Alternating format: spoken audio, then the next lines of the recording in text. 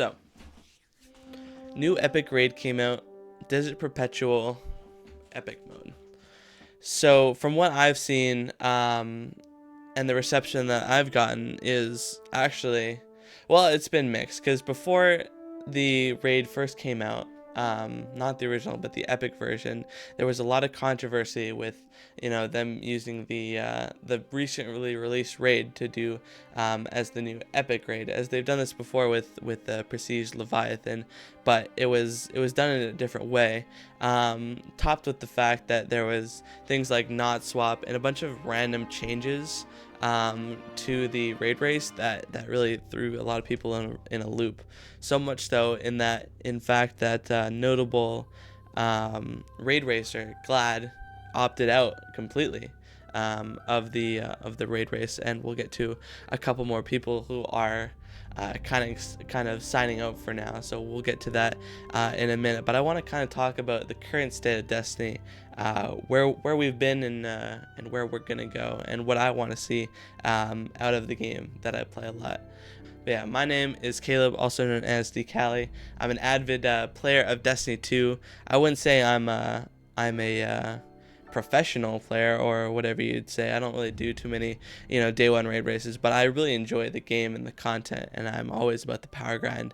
And so I just want to talk about the current state of Destiny, and yeah, let's get right into it. Now, the first thing I want to get into, and I think it's important to lay some ground ideas, and kind of lay where we've been so far in the game, what's bad, what's good, what we can ask Bungie to do as the time goes on, as we go into the next Destiny expansion, which is Renegades.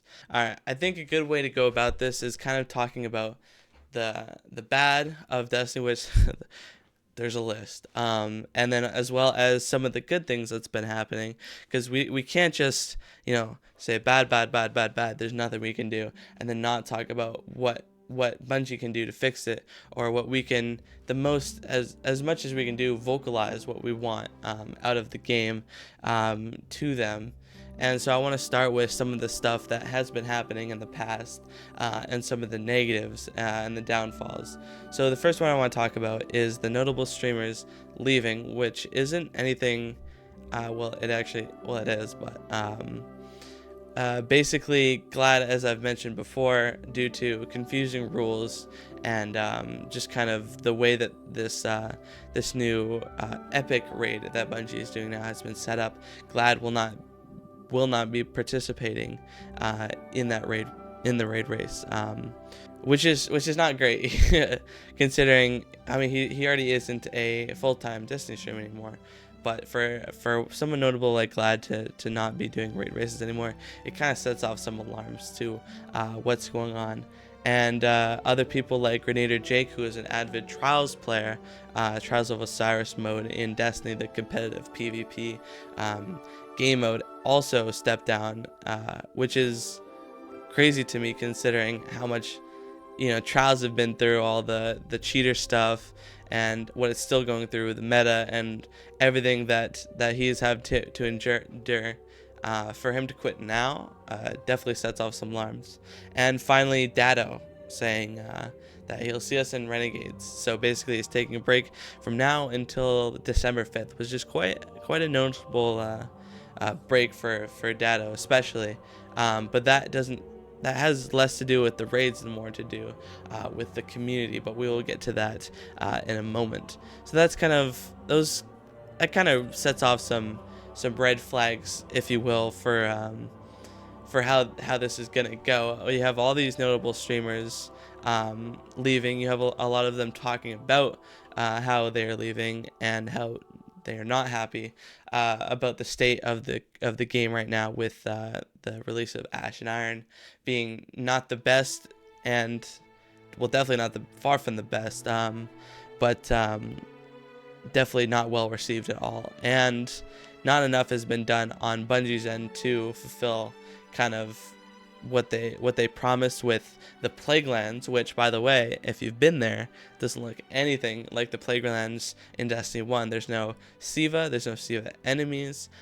It just feels very bland, and it just feels like the Cosmodrome, but in another area with a new activity that feels like the same activity. And this is our next point with the current power grind being boring and not being that much new content. So the Portal came out with the Edge of Fate, and the Portal has definitely had a controversial reception, good and bad, mostly bad, some good.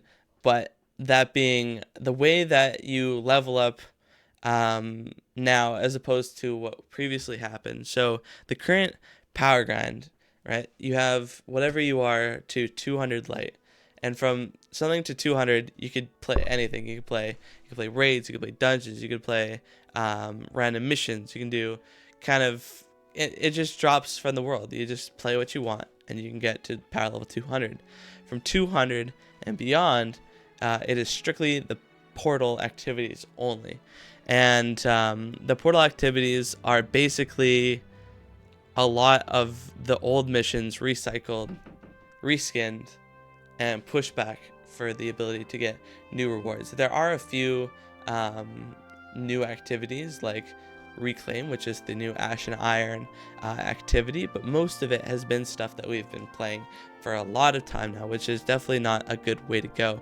When you can't add new content at a significant rate, you're gonna lose players regardless. Now, as for me, I'm power level 210, so I'm not a power grinder, if you will, as opposed to all these people who have 450. I think 500 is the new light cap, if I'm not mistaken, maybe even 550. But from what I've heard, it's incredibly slow at the top. It's like a 5% chance or something to get a tier 5 drop, which you need all 5 armor and 3 weapon tier 5s to get like max level. It's something super insane, and from what I've heard of people in the top is that it's just so slow and it's boring. There's not much new content. So the current power grind to even play in these new things like the Desert Perpetual, it's so much grinding, and it's just not worth it for a lot of people. With that, I want to talk about kind of my gripe with the game currently, as I haven't really gotten to that power level part where it's like this is what's making me not want to play Destiny. Although the more I go, that will happen to me. But the main gripe with this game is trying to get my friends to play the game, and that is new light confusion. So Destiny has a really big problem in its getting new players to play, which is a really important part in any live service game. Is you want new players and you want recurring players. And in order to get new players, you need to appeal to a wide array of audience. It's really hard to do that when you have a story like Destiny that's really good and it's really rich in storytelling in parts, I'll say, but they can't actually experience it due to the fact that they have gotten rid of the Red War, Curse of Osiris, the Warmind expansion, all the way up till you can play Shadowkeep, you can play Beyond Light, you can play Lightfall and Final Shape. But all the ones before that you couldn't play, which makes the storyline kind of random. It makes it feel like every episode it's like a sitcom TV show. It's like every show is like different. It's like it feels different. It's not like an overbuilding story. It's just a whole bunch of random pieces of stories. And I recently reset a character. I reset my Titan because I wanted to kind of go through it and kind of get a feeling for what it's like to be a new light character. And so I deleted the character. I got on. It's the new light mission. Okay, this isn't so bad. It's kind of showing me it's the first mission that plays in Destiny 1, although it plays a little bit differently and it ends differently. But I'm like, this isn't bad, and I kind of go through it, and then I played like an hour, and I'm like, okay, so this is getting a little late. I'll continue tomorrow. Turn off the computer. Get on tomorrow. I log onto my Titan. Cutscene. All right. What is this cutscene? Talking about all the Edge of Fate stuff, and then all of a sudden, I'm in the Edge of Fate first mission, and I'm like, well, that's confusing. If I'm at, like, for me now, I mean, I haven't played. I didn't buy Edge of Fate. But for people who are just getting into the game, all of a sudden thrown into this random mission, and you're turning into like an arc orb, and you're like, what is happening? There's no continuity. There's no start to finish with the campaign. If you go back and play Destiny 1, you can play the very first mission all the way to the very last mission through the Dark Wolves, House of Wolves, Dark Below, Taken King, Rise of Iron. You can play through it all, and it's finished. It's like a book. Destiny 2, it feels like half of a book with a whole bunch of chapters just like flying around. So that needs to be addressed moving forward. Probably not priority number one, but definitely a priority down the line, in my opinion. The fourth thing I want to talk about is just overall community negativity. Now, this isn't one that you can kind of control, because it's just the people who play or don't play Destiny who show up in the comment sections of all the creators and the general people who talk about the game. And what I've seen streamers talk about, like Dado, he replied after he posted that he'll leave, but he'll be back during Renegades. He posted another thing saying, don't worry guys, I'm not leaving. This is paraphrasing. Don't worry guys, I'm not leaving forever. The community will push me out before the game does.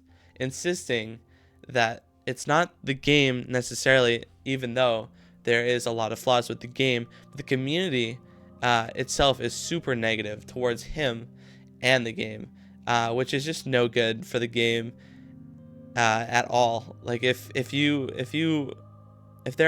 playing a game and you're constantly being bombarded with negative messages about you playing the game, this game is dead, this game sucks, it's obviously going to take a toll on you over time. And I think that's what happened with Dado, and maybe a couple others. I don't know. That's the main example I bring up, because Dado has been playing Destiny as a creator for the longest. But yeah, it's just really sad to see the community being so negative. I think if you're truly negative, like you hate Destiny, and you're in these comment sections of Dado, Cactus, Fallout, Astacross, if you're in these comment sections and you're like, Destiny's dead, why do you play this game? You're such a Destiny glazer.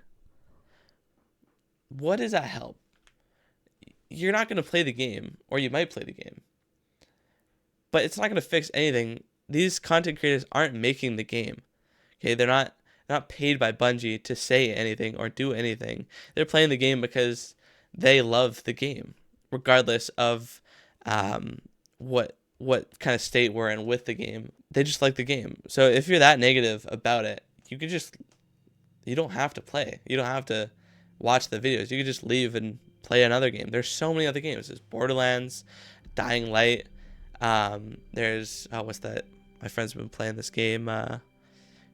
Silk Song something.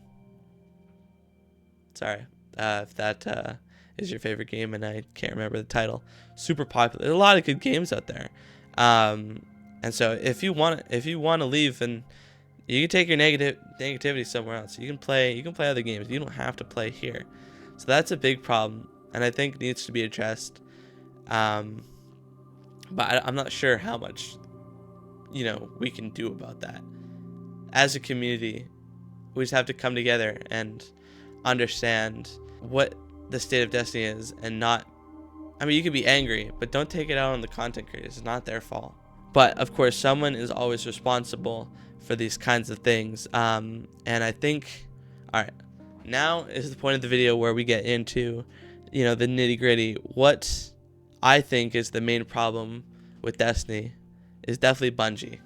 It's ironic because they made the game that we're talking about, but it's not the developers' problem. It's not the developers' fault. It's the executives and the managements for the Bungie company have been brutal over the years. We've had most recently Pete Parsons, which was on the news for allegedly spending $2.4 million Sony buyout deal, when Sony bought out Bungie on classic cars, and has now left in August. Has basically dragged the company through the mud, cashed out at every corner, took the money and left, and has had no consequences except for the experience of the Destiny players.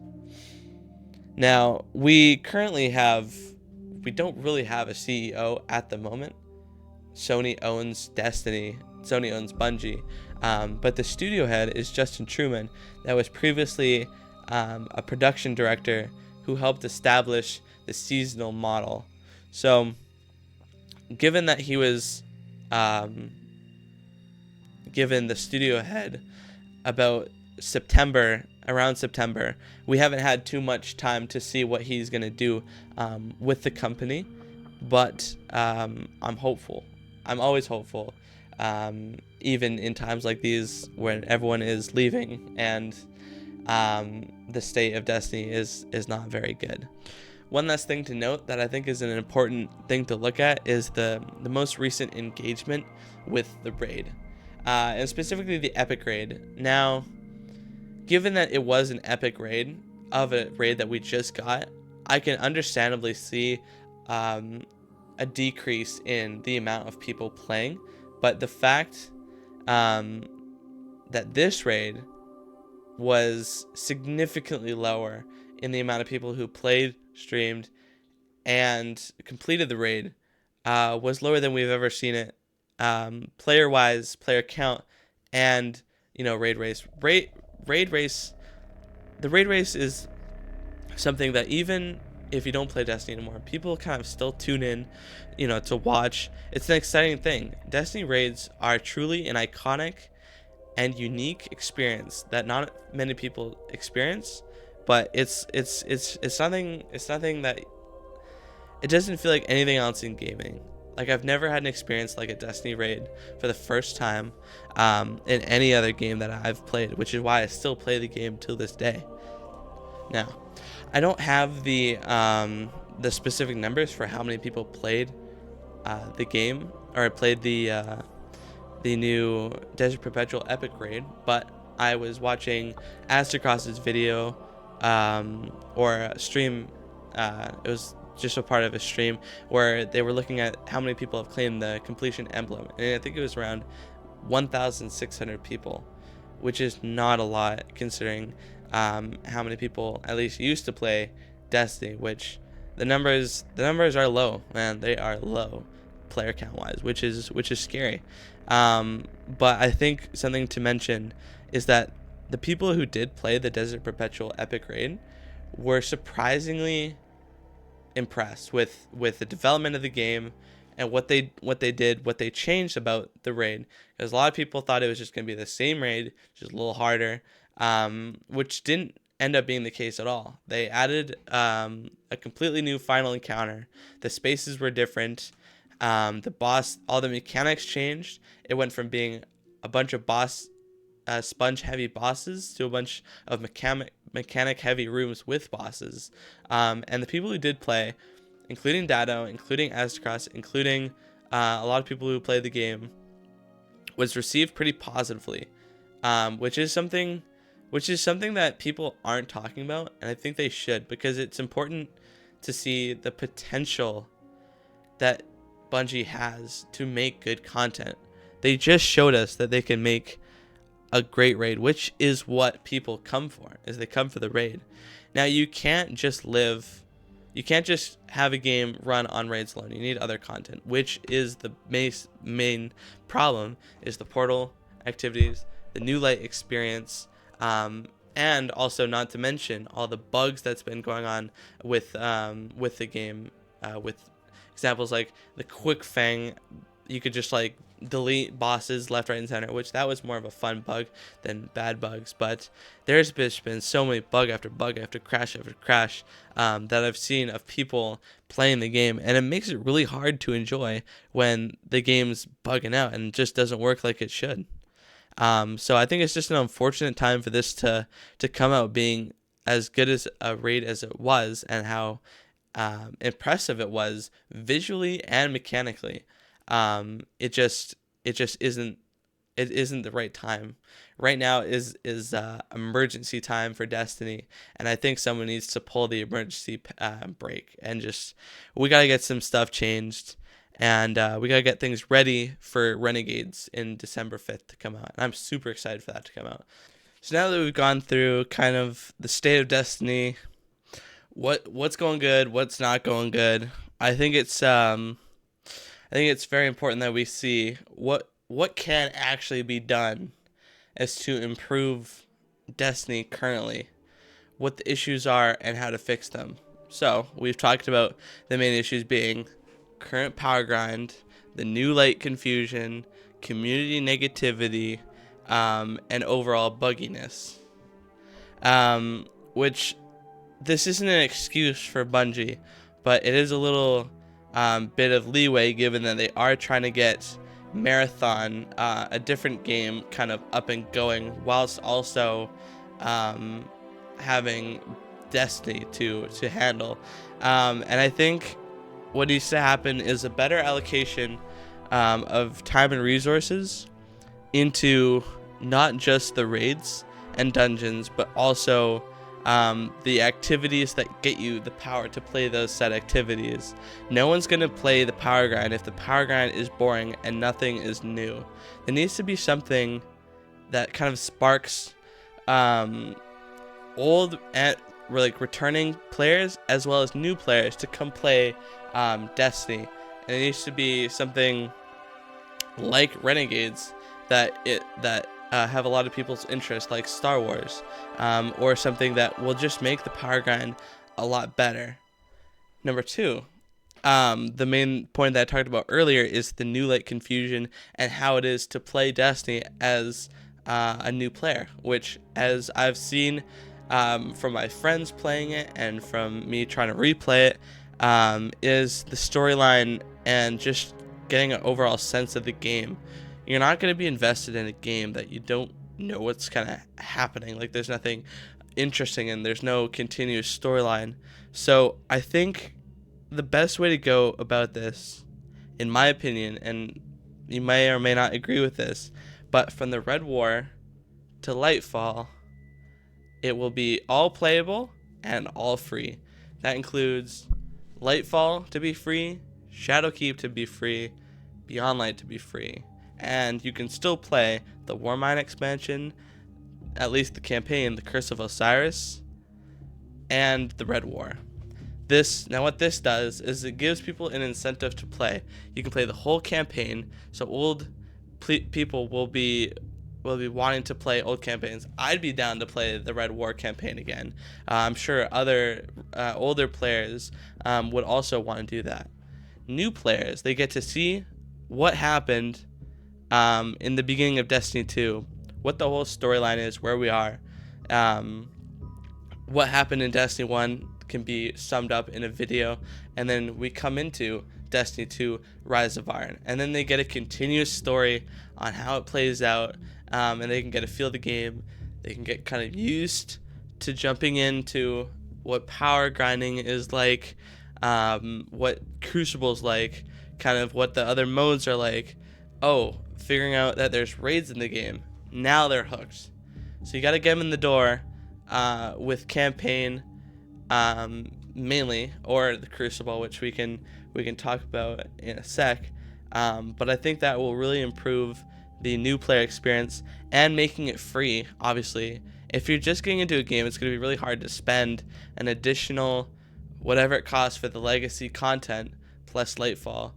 But if they get started with the Red War, then they start playing the Curse of Osiris, the Warmind, and they get Strand unlocked, they get Stasis unlocked, and then they're like, okay, I can see I like this game.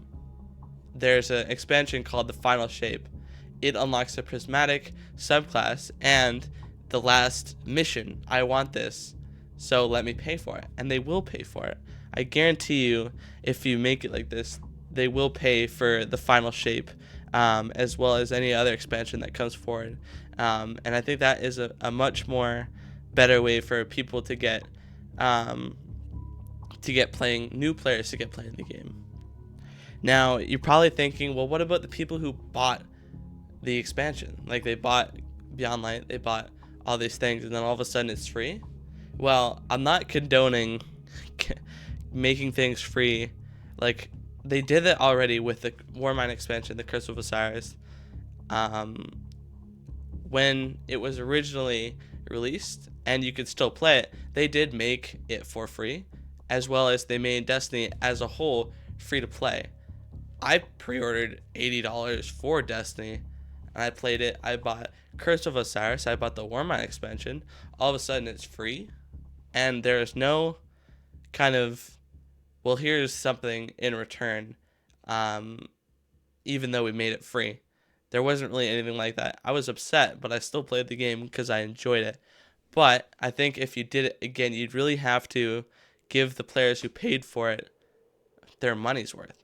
So I'm not exactly sure what that would look like, but in some exclusive ornaments that would make like completely crazy ornaments for your character to make them look very unique, and kind of almost like time capsules for each of the make one themed after Beyond Light, Lightfall, Curse of Osiris. The people who paid for those content, kind of give them a reward for paying for it. No like exclusive content, obviously, because that would kind of just defeat the purpose, and I think that would be also not a good idea. But some kind of way to repay the people who actually bought the content, and then for the people who want to play, it be free for them all the way up until Lightfall, and then beyond that, with Beyond Light, Edge of Fate, you'd have to pay for it to continue the experience, because they did that already when Curse of Osiris was failing. Curse of Osiris, Warmind, Forsaken came out, then the other two were free. And I think that definitely worked, and I think it could work again. So that's my kind of idea of how to make it accessible for new light players to get into the game, as well as veteran players who haven't played in a while to replay the game and then kind of get back into what they really got into the game in the first place. The other main reason that people get into Destiny is the Crucible. May or may not be the case for most people, but for me and a lot of people, really enjoy the Crucible. So making that appealing as well to a larger audience, kind of making more game modes, almost like a Call of Duty style, but not in the same sense, but more maps, more Crucible stuff, more incentive to play Crucible, and a more balanced approach to Crucible as a whole.